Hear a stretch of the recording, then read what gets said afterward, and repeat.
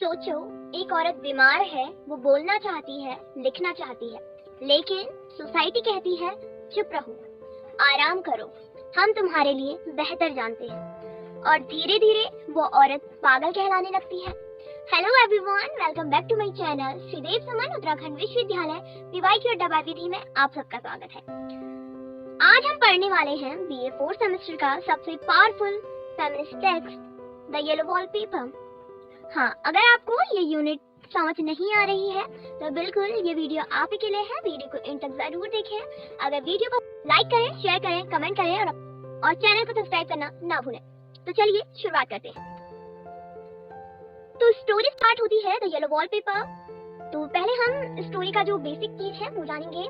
The yellow wallpaper is a short story written in 1892। It is a psychological and feminist text. यानी जो yellow wallpaper है, story है, वो एक short story है जो 1892 में लिखी गई। यह कहानी मानसिक और नारीवादी दोनों है।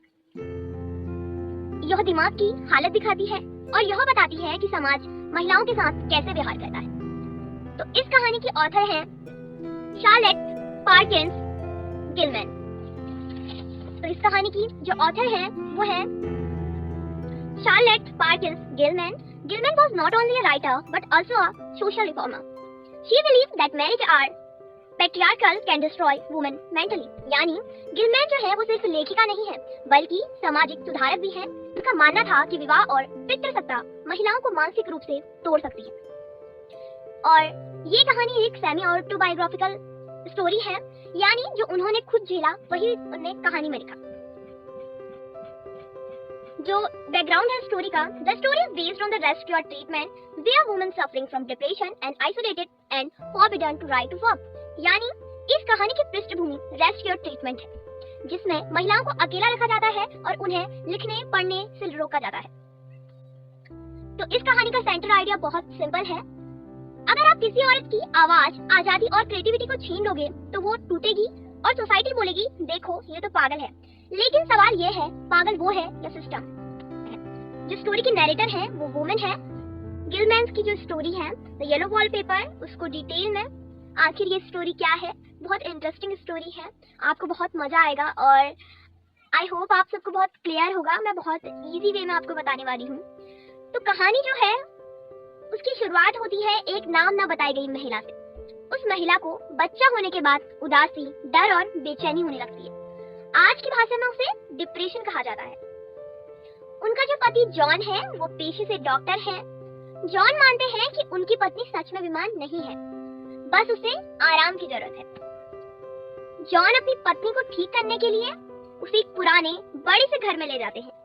वहाँ उसे घर के ऊपर वाले कमरे पर रखा जाता है, जो कि पहले बच्चों का कमरा था, यानी नर्सरी थी। उस कमरे में खिड़कियों पर लोहे की सलाखें हैं, फर्श और दीवारें खराब हैं। दीवारों पर अजीब पीले रंग के वॉलपेपर लगे हुए हैं। महिला को लिखना बहुत पसंद है। लिखने से उसका मन हल्का होता है, लेकिन जॉन उन्हें लिखने से मना कर देता है। वह कहता है ज्यादा सोचने और लिखने से तुम्हारी हालत और खराब हो जाएगी। इसलिए महिला छुपकर डायरी लिखती है। अकेलापन और घुटन, उसे किसी से मिलने नहीं दिया जाता, बाहर जाने नहीं दिया जाता, अपने फैसले खुद नहीं लेने दिए जाते। धीरे धीरे वह अकेली पड़ जाती है, घुटन महसूस करने लगती है और ज्यादा परेशान होने लगती है। शुरुआत में तो उसे जो पीले वॉलपेपर है उनसे नफरत होने लगती है। उसे वह गंदा, उलझा हुआ, डरावना लगता है। लेकिन अकेलेपन में वह उसी वॉलपेपर को घूरती रहती है। धीरे धीरे उसे लगता है कि वॉलपेपर के अंदर एक औरत कैद है। वह औरत बाहर निकलने की कोशिश करती है। रात में हिलती डुलती दिखाई देती है। अब महिला को लगने लगता है वो औरत मैं ही हूँ। अब वह महिला दिन रात वॉलपेपर के बारे में सोचती है, किसी से कुछ नहीं कहती, अंदर ही अंदर टूट जाती है। उसे लगता है अगर वॉलपेपर नहीं हटाया गया तो वह कभी आजाद नहीं हो पाएगी। आखिरकार वह महिला वॉलपेपर को फाड़ना शुरू कर देती है। वह कहती है मैं बाहर निकल आई हूँ। जब जॉन कमरे में आते हैं और ये सब देखते हैं तो वो बेहोश हो जाते हैं। महिला कमरे में रेंगती हुई रहती है। महिला कमरे में रेंगती हुई घूमती रहती है और खुद को आजाद समझती है।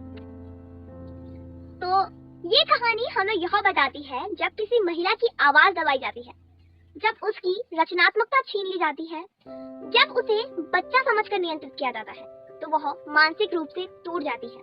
यह पागलपन नहीं, यह पितृसत्तात्मक व्यवस्था के खिलाफ विद्रोह है। कहानी का जो मुख्य संदेश है, स्त्री को चुप करना, उसकी स्वतंत्रता को छीनना, उसे मानसिक रूप से नष्ट कर देता है। तो स्टोरी बहुत इंटरेस्टिंग है, आपको समझ में जरूर आई होगी। मुझे तो बहुत पसंद है द येलो वॉलपेपर वाली स्टोरी। तो अब हम देखते हैं जो स्टोरी है उसकी समरी को। The story is narrated by a woman suffering from mental illness after childbirth. Her husband John, who is a doctor, believes she needs rest and isolation to recover.